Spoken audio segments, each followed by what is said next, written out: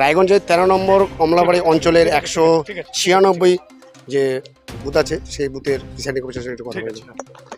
Sir আপনার নাম? মোহাম্মদ সাইদ আলামিন। স্যার এবার ভোট কেমন হয়েছে? ভোট তো পিসফুল হয়েছে, কোনো সমস্যা হয়নি। অনেকের মুখে প্রশ্ন ছিল যে না, এরকম কোনো, যেখানে কেন্দ্রীয় বাহিনী থাকছে, আর তাছাড়া এমনি এখানকার জনগণ খুব সুস্থ জনগণ, সচেতন নাগরিক, তারা সুস্থই ভোট চায়। এবং যা পরিবেশ দেখলাম তাতে এখানে সবাই সুস্থভাবে ভোট করতে পারবে যে কোনো সময়, যে কোনো দিন। প্রশাসন কেমন? প্রশাসনের ভূমিকা খুব খুব ভালো, মানে মানে ব্যাখ্যা করাই যাবে না, এত সুন্দর, খুব ভালো। আপনাদের এমনি খাওয়া দাওয়ার কোনো সমস্যা? খাওয়া তো আমাদের একটা লিস্ট দেওয়া ছিল, তালিকা, সেই লিস্ট অনুযায়ী আমরা করেছি। ওই সেলফ হেল্প গ্রুপের দিদিদের কাছ থেকে খাবার খেয়েছি।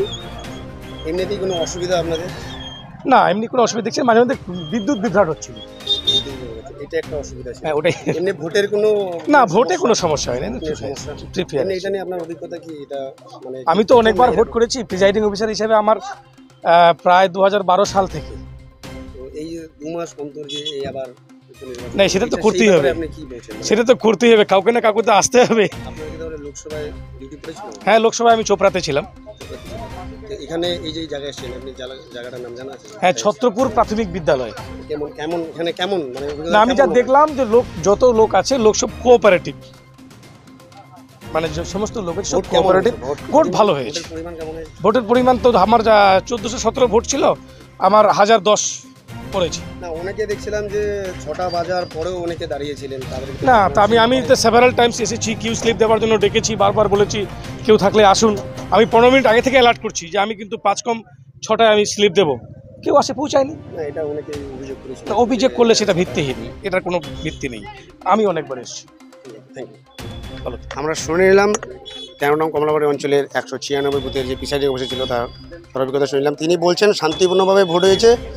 অনেকে যে বলেছিল যে ছাপ্পা ভোট হওয়ার কথা ছিল, সেটা কোনো মতেই হয়নি, এটা সম্পূর্ণ মিথ্যা, বিরোধীরা সম্পূর্ণ মিথ্যাটা বলছেন। তো যাই হোক, শান্তিপূর্ণভাবে ভোট হওয়ার পর প্রিসাইডিং অফিসার এখন বেরিয়ে যাচ্ছেন। বলছি এই মুহূর্তে যে উপনির্বাচন ছিল, সেই রায়গঞ্জে যে উপনির্বাচন, সেই উপনির্বাচন এই ঘণ্টাখানেক আগে শেষ হয়ে গিয়েছে। তো সেটার যে পুলিং এজেন্টরা ছিল ভিতরে, তাদের মুখে শুনে নেব যে ভোট কেমন হয়েছে এবার। ভোট শুভঙ্কর বর্মন। ভোট শান্তিপূর্ণ হয়েছে, কোনো উশৃঙ্খলা নাই। কত পার্সেন্ট? 1010টা ভোট পড়ছে। পার্সেন্টেজ কেমন, মানে ভোটের পার্সেন্টেজ বললে না 80-র উপর আর। হ্যাঁ, 70। অনেকের মনে প্রশ্ন ছিল যে এবার যে উপনির্বাচন, সেই উপনির্বাচন নাকি ছাপ্পা ভোট হয় নাই, ছাপ্পা ভোট হয় নাই, শান্তিপূর্ণ ভোট হয়েছে, একদম শান্তিপূর্ণ ভোট। আমাদের এখানে একদম শান্তিপূর্ণ ভোট, কেউ কোনো গন্ডগোলে যায় নাই, কেউ কোনো ঝোড় ঝামেলায় যায় না। আপনার এইবার মানে কি প্রথম অভিজ্ঞতা নাকি এর আগেও আপনি? না, এর আগেও আমি অনেকবার পোলিং এজেন্ট ছিলাম। আপনার কি মতামত? আপনি মানে এই যে উপনির্বাচন কেমন ভোট হয়েছে? কেমন? দারুণ ভোট হয়েছে, যেমন হওয়ার ছিল শান্তিপূর্ণ। রায়গঞ্জ বরাবরই শান্তিপূর্ণ, গোটা পশ্চিমবঙ্গের মধ্যে রায়গঞ্জ বরাবরই শান্তিপূর্ণ। না, অনেকে বলছিল যে ছাপ্পা ভোট হবে নাকি, আপনি সেটা রায় বলবেন? আপনি যেসব জায়গায় ঘুরেছেন এদিকে পেয়েছেন গোটা রায়গঞ্জে কোথাও? না, আমি আপনার কাছ থেকে জানতে চাইছি যে আপনি।